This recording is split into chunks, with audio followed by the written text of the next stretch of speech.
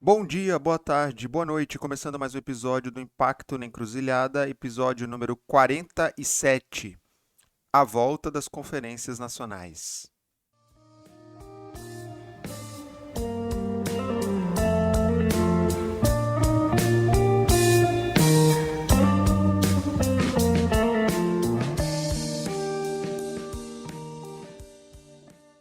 Pois é, anunciado aí já pelo presidente Lula o retorno das conferências nacionais. E eu acho que a discussão aqui é que raio é isso, né? O que são, o que foram as conferências nacionais e como que a gente pode celebrar esse retorno e num contexto bastante diferente. Então, é um pouco sobre isso que eu vou destrinchar nesse episódio. Vale lembrar que, para quem não sabe, eu me envolvi nas conferências nacionais, foi o que me trouxe, né, a Brasília em 2003. Me envolvi em 5 processos de conferências nacionais, ajudando a desenhar processo de metodologia, de sistematização, enfim. Então, participei de conferências de meio ambiente, da Infanto Juvenil pelo Meio Ambiente, de juventude, de segurança pública e outras participações menores em outras conferências. Então, vivi bastante o processo na pele de conferências nacionais que floresceram no governo, nos dois governos Lula, né, 2003 a 2010, ainda que o processo de conferência já existisse anteriormente. A Conferência de Saúde é a mais antiga, tanto é que na época muitos de nós bebemos lá no Ministério da Saúde as referências que tinham sobre o tema de conferências nacionais.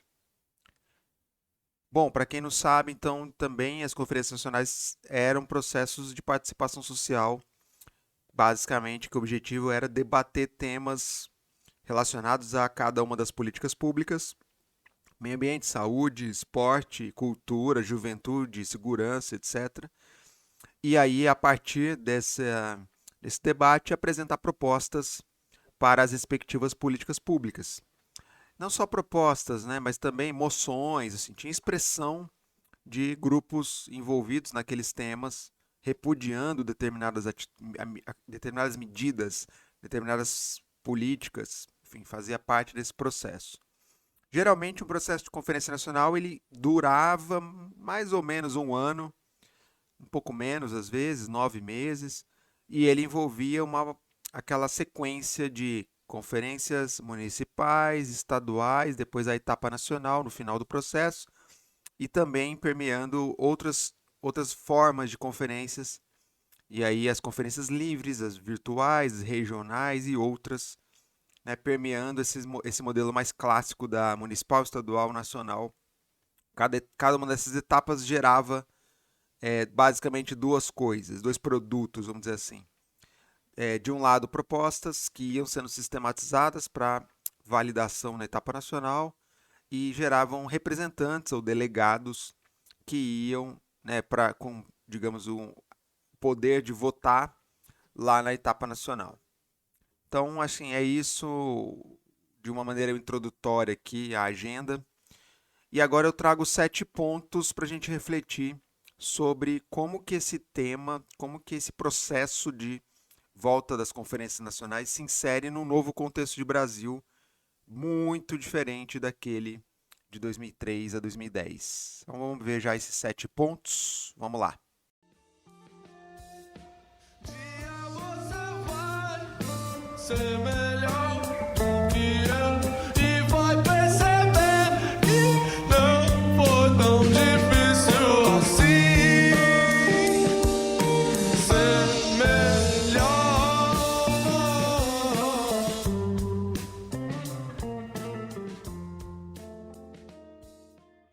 Bom, o primeiro ponto é que o momento é outro, né? O momento é outro não só em termos de Brasil, de politicamente, enfim, mas o momento é outro em termos de que agora a gente vive um processo de redes sociais, de fake news, que lá a gente não tinha. A gente estava no preâmbulo ainda desse processo. Então já existia ferramentas digitais, só que não com redes sociais e com a potência que elas têm hoje e muito menos com a rede de fake news que existe hoje ativa. Então, a gente tem um lado bom e um lado ruim desse novo momento. O lado de que tem muito mais ferramentas virtuais, muito mais possibilidades de mobilizar pessoas, de trabalhar a discussão de propostas. Por outro lado, a gente tem um desafio de que é como desatar redes de fake news e como engajar pessoas que estão, digamos, em outras bolhas, muito distantes desse processo de participação social. Claro, vamos lembrar que a participação social é um eixo da democracia, né? Então, num contexto onde a própria democracia está em disputa, em xeque, com a volta do autoritarismo, com a extrema-direita, isso fica um tema importantíssimo aqui de contexto, tá? Como lidar com tirar proveito do digital, das redes sociais e, por outro lado, tentar calibrar essa discussão da força de fake news. Pois bem, o segundo aspecto aqui que a gente precisa considerar é que a lógica de representação também mudou. Então, ainda faz sentido manter aquele mesmo modelo de a etapa municipal elegem delegados que vão para estadual, que depois vem para nacional? Será que faz sentido? Como é que a gente lida com a questão dos influenciadores digitais nesse novo contexto? Porque naquele momento lá atrás não existiam. E aí, eles são potencialmente delegados ou eles representam ideias e força para defender essas ideias num processo de conferência? Como é que você pactua o processo de organização das conferências com representações de entidades relevantes para aquele tema? Para abrir um parênteses aqui, para explicar que como é que se organiza um processo de conferência nacional? Você constitui 27 comissões organizadoras estaduais, uma em cada estado. E essas comissões elas espelham a pluralidade de representações que estão envolvidas naquele tema, naquela política pública. Então você pode ter desde setor empresarial, universidade, ONGs, governos estaduais e municipais e etc., trabalhadores daquele setor e tal, todos eles com as suas respectivas representações para mobilizar suas bases para o processo de conferência. A questão é, nesse novo contexto de fake news, redes sociais, influenciadores digitais, etc., como que se pactua esse novo arranjo nas comissões estaduais? Esse é um ponto importante a ser considerado, né?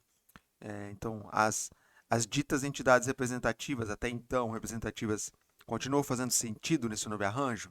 Fica a pergunta, né? Então, ainda para fechar esse segundo ponto de lógica de representação, precisa também considerar que o processo de conferência ele precisa ser o mais plural possível. Senão, você tem que sair de uma lógica de que as conversas se deem apenas entre convertidos. Como é que você traz atores afeitos àquele tema, mas que não têm muita propensão a estar em espaços de diálogo e de discussão desse tema. Esse é um ponto que é muito mais evidente agora nesse momento atual. Vale a pena ser quem você quer ser quando crescer, quando crescer, quando crescer.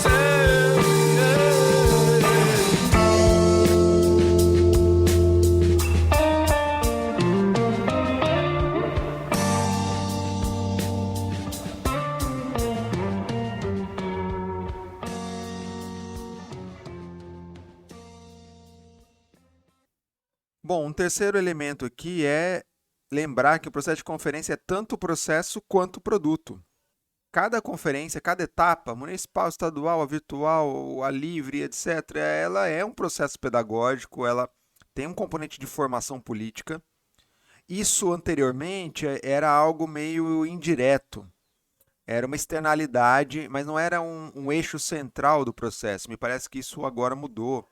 É muito importante considerar o processo de conferência como um processo de formação política, política no sentido amplo aqui. Isso precisa ser considerado, tá? E obviamente que ao se trazer isso como um objetivo, você vai ter que lidar com toda a discussão, todo o questionamento vindo dos argumentos, entre aspas, do tal marxismo cultural. Como é que você lida com isso?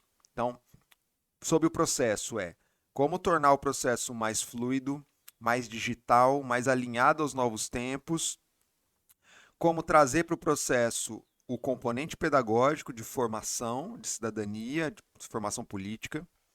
E para o produto é como que você repensa o formato dos produtos, como eram antes.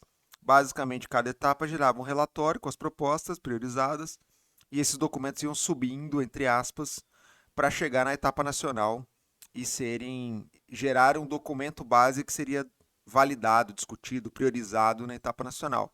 Esse formato ainda faz sentido de documentos físicos que vem subindo?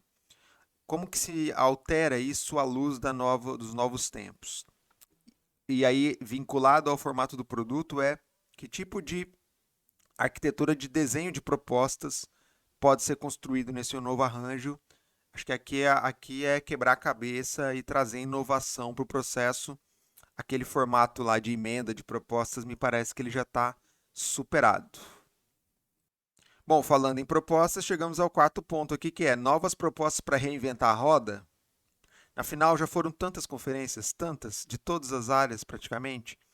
Será que não é o caso começar cada uma delas ou recomeçar, resgatando o que já foi produzido, resgatando disso o que segue sendo atual, o que não foi implementado, o que segue sendo válido, e como incluir nessa equação os retrocessos desses últimos anos. Porque aí sim você tem um quadro de cada área, um conjunto de propostas que estão na mesa e que precisam ser implementadas e que são passíveis de melhoria, de novas camadas de propostas a partir delas. Então, aqui me parece que é um ponto importante. Ao invés de começar do zero uma discussão, abrindo espaço para novas propostas do zero, desconsiderando tudo que já foi construído e desconstruído nesse tema. Com isso, a gente evita criar falsas expectativas, né, em pessoas que vão estar no processo com, digamos assim, novas velhas propostas que não têm efeito prático, né? Então aqui é um ponto importante. Lembrar, a conferência ela não tem uma força suprema acima de qualquer política pública. Então ela delibera dentro daquele âmbito, né? Então falaremos disso já mais adiante.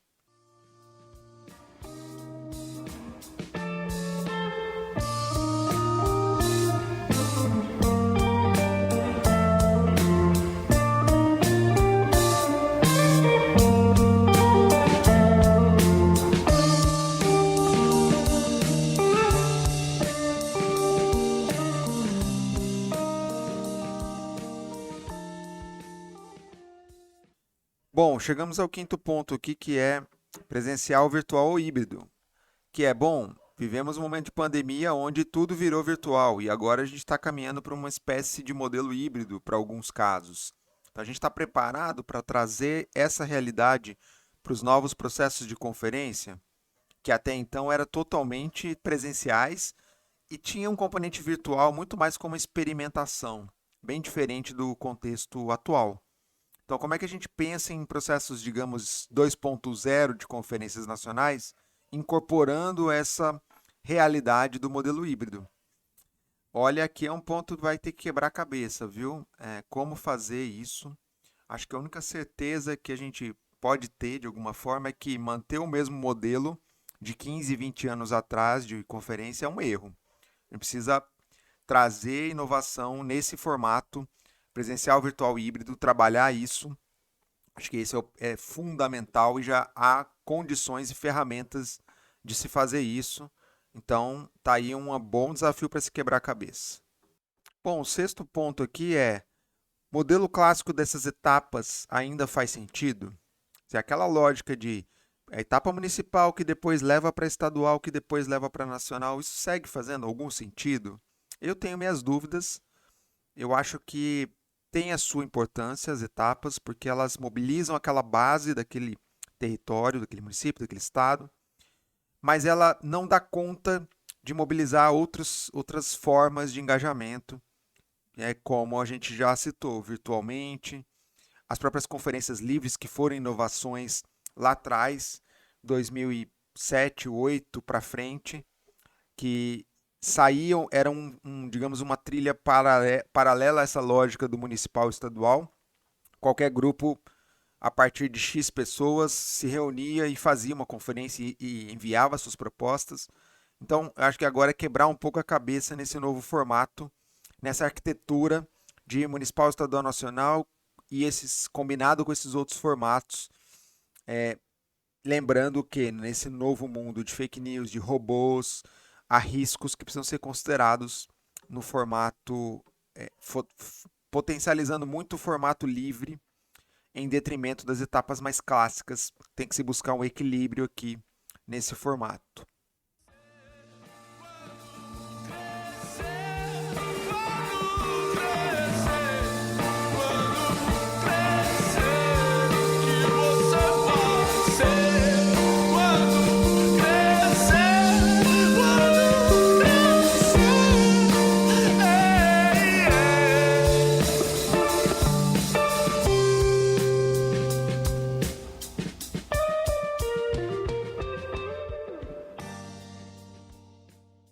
Bom, o sétimo e último ponto aqui é caráter deliberativo ou consultivo? Aqui, gente, muita gente acredita que aquela conferência nacional, e muitas vezes ela é vendida, né, como uma conferência deliberativa. Então, a Conferência Nacional de Meio Ambiente delibera sobre os temas, sobre as políticas públicas de meio ambiente. Legal, em tese está correto. Só que ela delibera naquele âmbito, ou seja, no âmbito no máximo daqueles órgãos do Executivo Federal que estão tocando a agenda ambiental. Mas mesmo assim ela tem limitações. Então, quer ver um exemplo concreto? Na primeira Conferência Nacional do Meio Ambiente, 2003, me lembro muito bem de que foi aprovada moção, acho que saíram várias, contra a transposição de São Francisco. Saíram propostas contrárias à transposição e mesmo assim a transposição aconteceu depois. Então ficou um sentimento para quem estava ali, naqueles movimentos, de que, poxa, a gente deliberou uma coisa e depois se fez uma outra coisa contrária àquela. Então aqui é um ótimo exemplo para mostrar que, olha, um projeto de transposição, por exemplo, é um projeto muito transversal. Ele vai muito além da agenda do Ministério do Meio Ambiente. Então, ele envolve outros ministérios. E foi isso que aconteceu. O Ministério do Meio Ambiente perdeu a batalha naquele momento, naquele contexto, para outros ministérios que tinham mais força política naquele momento. E aí o grupo que deliberou a moção contrária lá na Conferência do Meio Ambiente ficou sem entender como que ela tinha perdido. Mas não estava deliberado que não ia acontecer? Estava deliberado naquele âmbito, para aquele grupo sim. Mas para outros grupos para além daquela agenda, não. O entendimento era outro. Então, só para explicar que a deliberação ela é muito limitada. Basicamente, eu chamaria de um processo muito mais consultivo do que deliberativo. Ele aponta para os gestores daquela área, daquele ministério, daqueles órgãos, quais são os caminhos, quais são as prioridades que aqueles grupos que se engajaram no processo de conferência estão apontando. A partir dali, se isso vai se tornar real ou não, tem inúmeras implicações e diversos desdobramentos. Inclusive desdobramentos de... Precisa checar se aquelas propostas que foram aprovadas são constitucionais ou não. Se sim, se tem orçamento para elas. Se sim, se elas têm rebatimento com outras áreas de governo. E por aí vai. Então é bem complexo esse processo. Por isso, volto a reforçar a importância de considerar um objetivo de um processo de conferência um eixo formativo, né, de cidadania. As pessoas precisam entender esse processo. E o processo de conferência pode propiciar esse tipo de aprendizado. Acho que isso é bem importante. Tem que lembrar também aqui, no caráter deliberativo consultivo, de que a gente precisa lidar agora com um componente do autoritarismo, né, que é como que essa frente que ganha força, em teoria, ela é contrária à participação social e consequentemente, ela é contrária a um processo de conferência. Porque na cabeça dela, dessa lógica, não faz nenhum sentido. Então, como que a gente lida com isso para que o espaço de conferência não se torne apenas entre os convertidos? Por outro lado, como é que você vai dialogar com parte da sociedade que é absolutamente contrária a qualquer tipo de discussão mais democrática? Então, aqui acho que tem uma variável importante que precisa ser considerada no processo de desenho de novas conferências. Bom, e decorre desse também lembrar que, bom, será que eu preciso fazer conferência para todas as políticas, todas as áreas? Ou será que tem outros mecanismos de consulta, de participação que eu poderia utilizar? Para alguns casos, talvez um plebiscito possa resolver, para outros, consultas populares, consultas abertas. Então, acho que a conferência, o que ela significava há 15, 20 anos atrás, hoje, ela precisa ser relativizada. Existem outras formas de você consultar, gerar discussões e engajamentos para determinadas propostas. Então, acho que a pergunta que fica aqui é: quando faz sentido organizar um processo de conferência e quando faz sentido organizar outras coisas? Plebiscito, consultas populares, etc. Então, aqui para mim é um ponto, a gente não cair no risco, no erro de ter que organizar conferências por organizar conferências, sendo que às vezes para determinados tipos de consulta o processo de conferência não é a melhor estratégia, mais cara, é muito energia para organizar, muitas pessoas envolvidas, com todas essas complexidades que eu mencionei aqui ao longo do episódio. Então, é isso. A ideia aqui era trazer 7 pontos de fundo aí relacionados aos processos de conferência nacionais. Para fechar, eu sim sou adepto dos processos, acho que eles são potentes, são importantes, com todas essas ressalvas que eu fiz aqui. Imagino que eles voltarão sim com força, não com a mesma pujança que tiveram lá atrás, há 15 anos atrás, o contexto é outro, mas de todo modo, para algumas áreas eu acho que serão importantes, considerando esse processo mais pedagógico, considerando essas ressalvas de formato, de representação, de votação, de tantas outras que eu citei aqui. Tá bom? Então é isso. Espero que vocês tenham gostado, se cuidem e até a próxima.